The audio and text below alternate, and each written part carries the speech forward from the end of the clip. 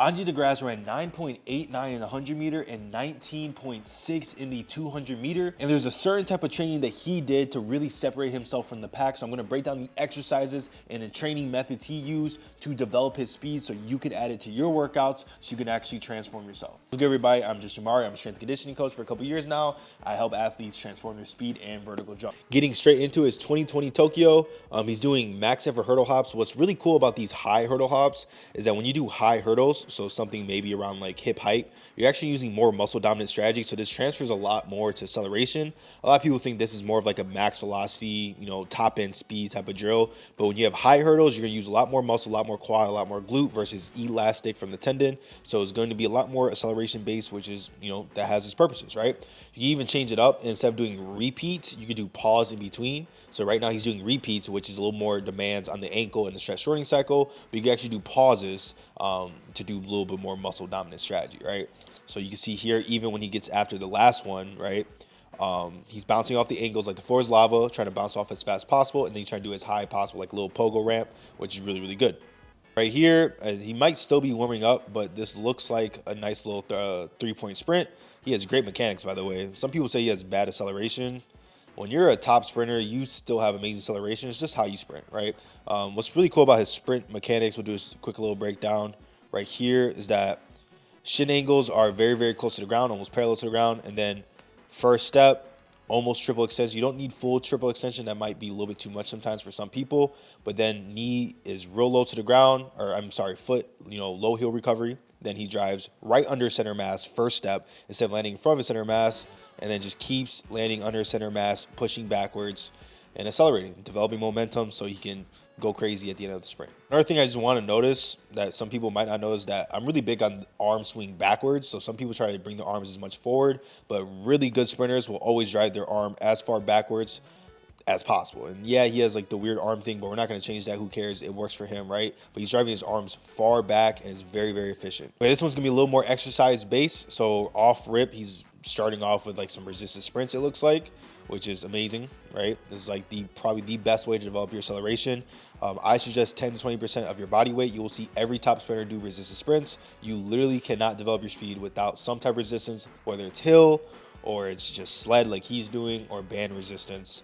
I wouldn't do parachute for most people. I would just try to stick to the sled. But yeah, just 10 to 20% of body weight. Like he's probably what? I don't know. I don't want to just throw out numbers. Maybe 150, 160 pounds. It could be even lighter. And that looks like maybe 20 pounds. You don't need too much. When you start going above 20%, that's when you start actually recruiting different recruitment patterns. So your technique actually changes. You don't want that, right? So you want to keep it as specific to sprinting as possible. So keep it light, develop power, develop acceleration, deep knee tendon elasticity, all that good stuff, right? Okay, next one we're getting into is some snatches, right? So good high power exercise. He's getting into a squatted core squat position and then hinging, pulling as fast as possible. This is going to develop power through triple extension, rate of force development. He's going really light. That's another thing too. Like you don't really need to go that heavy with these type of things. You want to do power-based exercises, Olympic lifts, or high power exercises, but you don't need to go super heavy. You want the bar velocity, so the speed of the bar from the ground to the top, to be as fast as possible for high rate of force development, recruiting as much muscle fiber as possible. Everything you could possibly think of, all the benefits are usually going to be when the speed is high, especially when you're really close to like your peaking portion, right? So here, once again, still really light. Remember, he's doing, it looks like a barbell split squat here. Yep. Oh, no, this is really high tech, right? So what he's doing is he's standing in an actual just normal stance position and then dropping as fast as possible. This is going to do a lot of high eccentric demands because of the velocity of the eccentric portion of the phase. Eccentric is lowering of any movement, so lengthening.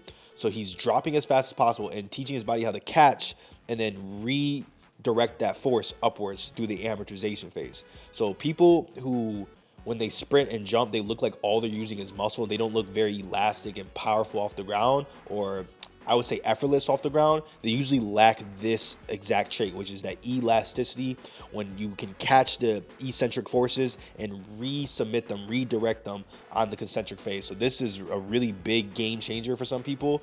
This is a great exercise, really, really great exercise. Fast eccentrics, if you want to look more into that topic. Fast eccentrics. Whoever the cameraman is terrible, by the way, right?